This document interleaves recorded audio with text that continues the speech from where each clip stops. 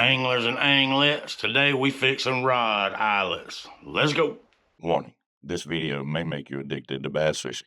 This channel is not responsible for failed relationships, overspending on gear and boats, calling in sick to work, and possibly losing your job. We forego any responsibility for any loss because of your addiction.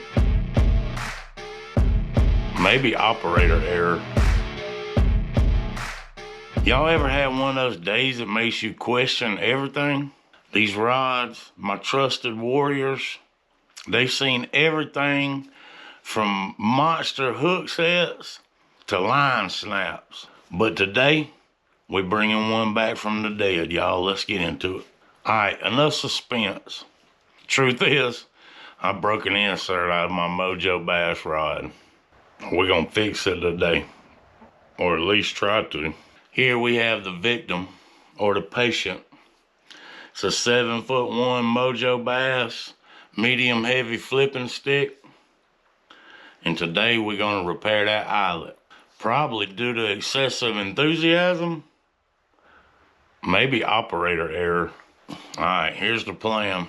I got a repair kit, a little bit of epoxy, a steady hand, and a prayer. Hope we're gonna get this thing fixed today.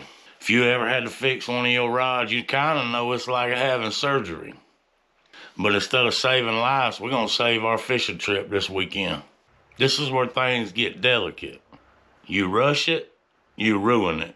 You hesitate, might glue your fingers together.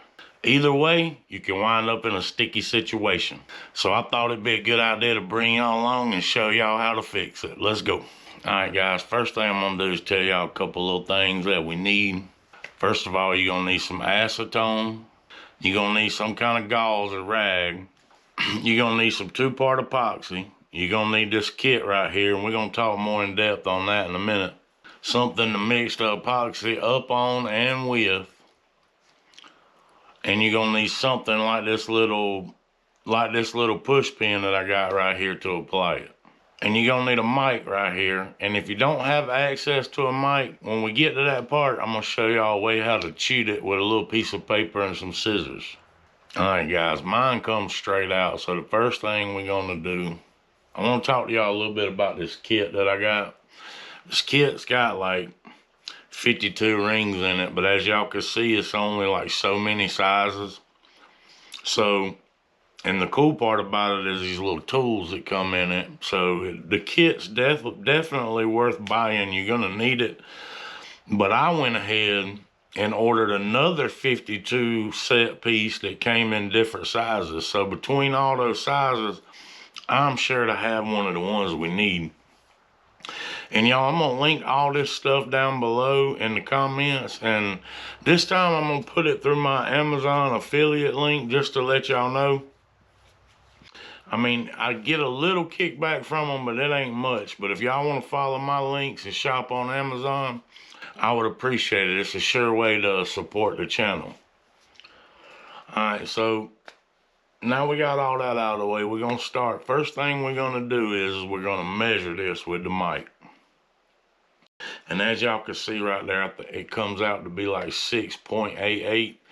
So now what I did, and I already found this ring, is I measured it out, and you see this ring is like 0.96, 6.96 or 94. I can't make that out. Can y'all see that? So we're just micro millimeters underneath where this ring needs to be. So now what we're gonna do is we're gonna take this tool, and it's cool because it's got a spot to sharpen your hooks. It's got a spot to do the flat side of your hooks, the point of your hooks, and you can do the barb with the little point. So, I mean, this kit's definitely worth ordering, man, because you get multiple uses out of that one little tool. And we're going to take these tweezers, and we'll use them in a minute. I don't know if we'll even use them a lot, but, you know, we'll.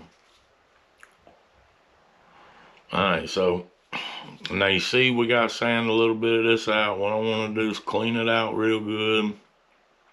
And you want to stay rotating this thing in a steady motion, because you want to be taking it out evenly. You don't want to have your big gap on one side where you filed out more on one side than the other. And then we're going to take this thing and I'm going to test fit it. You know, I could tell that it's wanting to go in there, but it's not completely. So then I'm gonna test, I'm gonna do it some more. And between every one of this step, I'm gonna take that acetone and clean it out. And that acetone dries super fast, so you don't have to worry about it. We're gonna work this thing in a little bit more and a little bit more. This is the step that you don't wanna rush. I don't care if it takes you 5 times. We're gonna keep doing it and test fitting this thing before we glue it. We want a perfect fit. All right, here we go again. Just that steady on that thing. We're gonna work it out. I think we're getting close, so here we go. I'm gonna clean it out thoroughly one more time. We're gonna mix up our 2-part epoxy here. And all you need is a little splish splash of this stuff. Like, you don't need a lot. So if y'all want another tip, I would get some duct tape or something and put around the tips of these things when you get done. That way you could try to save it for as long as you can. All right, now I got this mixed up. We're just gonna take this little push pin. I mean, all it's gonna take is the tiniest bit, bro. Not a lot at all. All right, once you get that thing just about seated in there, I'll take these cloths and mash it over, because I don't want to get a bunch of this on my fingers. All right, now once I've done that, I'm going to take the end of this thing and push it in there. Snap. Y'all hear that snap? That's when you know you've done your job right there. I wouldn't call it a comeback, but we basically rod surgeons over here now. This is crazy, man. These rods, they more than gear. They've been a part of our journey. The wins, the heartbreaks, the laughs. Repairing these things up reminds me that just because something broke don't mean it's done. If you broke a rod or had to fix one, or hell, you dropped one in the lake, or just had one of them days out on the water, hit that like button, guys. You earned it. Leave a comment and let me know how you broke your rod or how you fixed it, or whether you just had to bust out the moolah and get a new one. Been there, done that too. I got another rod over there that I'm gonna put a tip on down the road somewhere. Y'all hit that subscribe button if y'all want to see that. We're gonna hit the water and make sure this thing works out, because y'all know I'm rough on them. I hope they didn't see my fingers glued together.